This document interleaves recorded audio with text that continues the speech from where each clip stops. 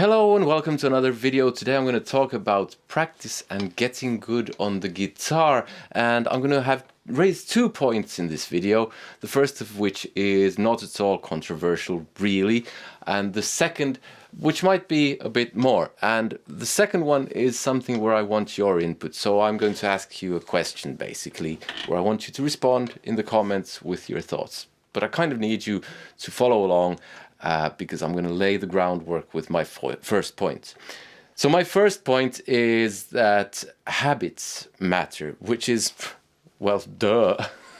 I've talked about goals, I've talked about focus, I've talked about consistency, and consistency and habits are pretty much the same thing, although they're not. And the reason I mention this is because you might be in the habit of practicing guitar basically every day, which is a good habit. But you might have other habits that support that habit or that might get in the way of that habit. So habits form you basically as a guitar player or a musician, and habits, well, you are your habits.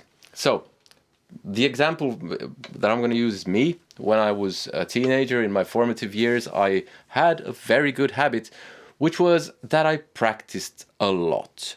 But I also had a very bad habit, which supported that habit of me practicing a lot. My bad habit was that I skipped school a lot, because I hated school since 9th grade.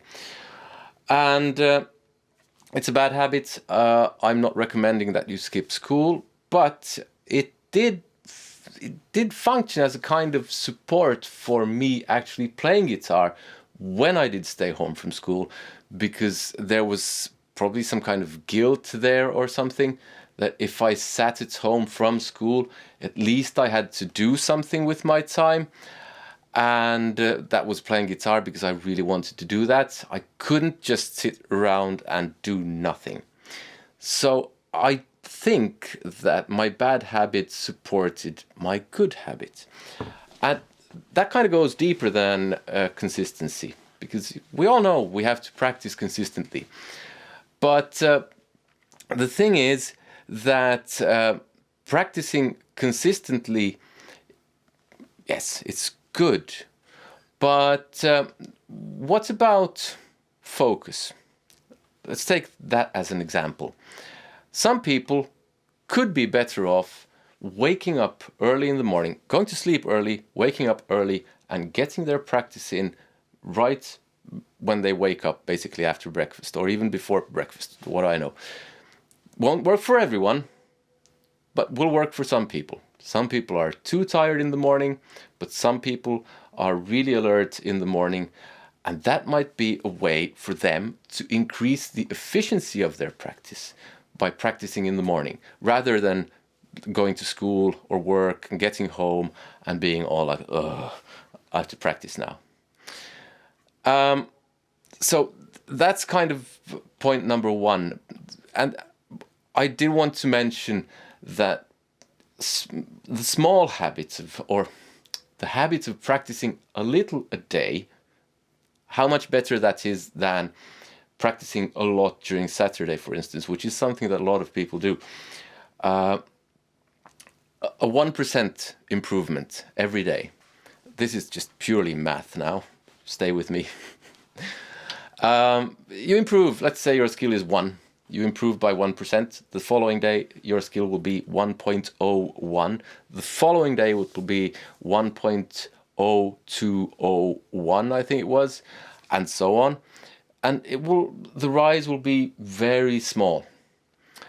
But, well, let's say a month, I think it was 1.3 something. 2 months, 1.6 something.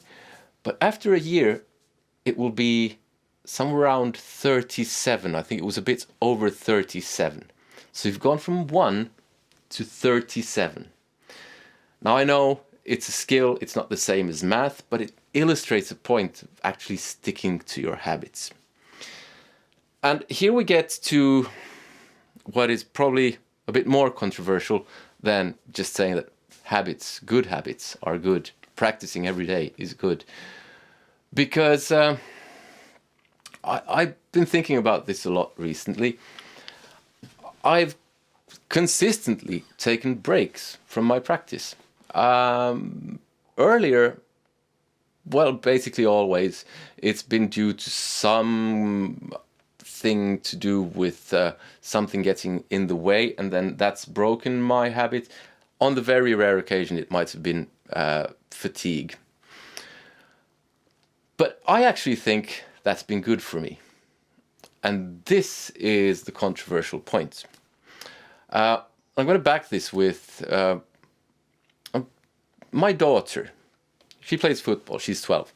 She's a very good footballer. I mean, I have no idea of how good she is on a scale of 12-year-old footballers worldwide. I do know that in Finland, she's extremely good. And the thing is, she has practiced during her spare time, but she hasn't practiced exceptionally more. And there's something to her game that I don't think she could have gotten through practice. And the thing is, that's because she's been watching football in her spare time as well. And that's my kind of idea with this whole taking a break. And I'll mention something about that a bit later still. But she's been watching football, and I don't think she would have gotten an understanding of the game, the understanding that she has from actually just playing the game and practicing, because she would be in it. And it's difficult to get, you get one perspective when you're actually in the game, and you get a different perspective when you're out of the game. And I think it's the same for music. And when you take a break, when I've taken a break from music or from playing guitar, practicing guitar, because I'm something a lot of people would call a shredder. And I don't agree with that, but that's as maybe. It's been bad for my technique. But I do think, and actually there's a point you could make, that a bit of rest could be beneficial even for technique, because rest in any other kind of practice is often good. But we can get into the debates of the length of the rest and all that somewhere else. And that's not really my point. The point is that when I've stepped away from the actual practice of things like something like this,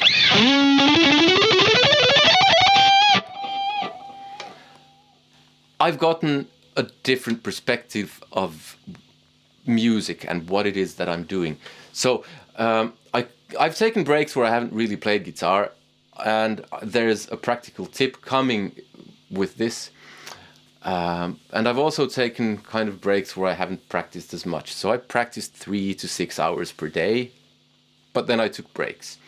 And the break is not, okay, I won't do anything that has to do with music. The break is you take a break from that technique thing and you just listen to music. And you try to figure out what it is about the song that you're listening to that moves you. Because when you do that, I think, and you're free to disagree, you get a broader perspective of music, which lets you use that technique which you've been building in different ways than if you just sat around doing technique. I mean, it might be theory, it might be whatever.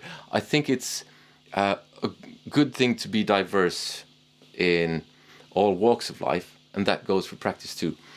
So you sit around, you listen to music actively, and you try to figure out what it is that moves me about the music. You might also just transcribe. Won't do much for your technique, at least not if you don't transcribe something technically difficult. You might just try to figure out chord progressions, like...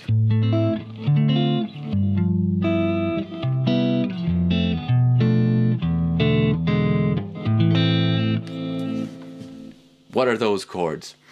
Or you might sit around and try to figure out, why does this guitar player sound different when he plays one note, or she, versus this guitar player? And the difference might be that they play the same note. Let's say it's this note.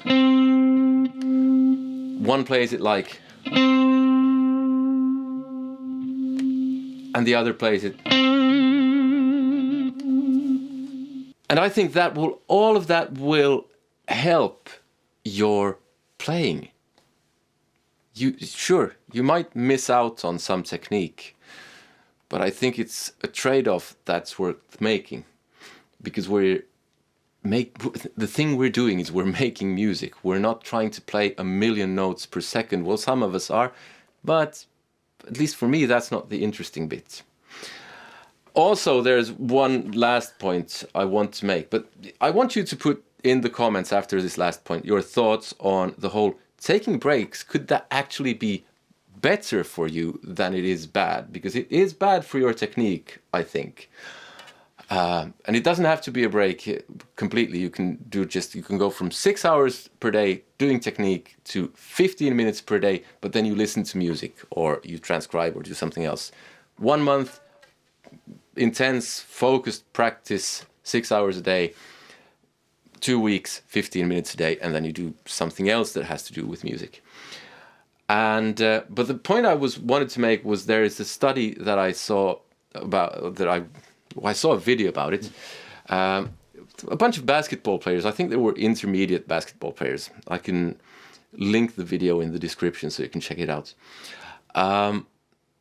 And it was, they had a group of basketball players who threw, what is it called? Free shots? The 1 point thing where you don't have any opposition. You just throw those. And they had a bunch of intermediate players practice that for, I don't know, a month maybe. And then they measured them, and then they had half of the people stop and half of the people continue practicing. So half the basketball players continued practicing, and the other half were told to practice just by mentally imagining the throwing of the ball. And the result was that both groups improved by roughly the same amount, which I think is quite interesting. And the conclusion was that when you have something in your muscle memory, even though muscles don't have memory, but when you have a motor skill, you can actually practice it without doing the thing. So yeah, I don't know what to think about that. I think it's interesting. And it would seem to support the idea that you can take breaks and still continue to improve, especially if you think about the thing that you try to get better at. Yeah, I don't know. What do you think about this? This was a very different kind of video. I am going to talk about habits in another one, so please be sure to subscribe if you haven't already. If you wish to support the channel, I would be extremely grateful. There are different links in the description. There's Bandcamp where you can get my music, there's affiliate links, and there's Patreon where you get music lessons and a bunch of exclusives. If you want to check out my video on how to practice, that's here. Other than that, I hope you enjoyed this video, a bit different, and I hope you have a nice day. See you. Take care. Goodbye.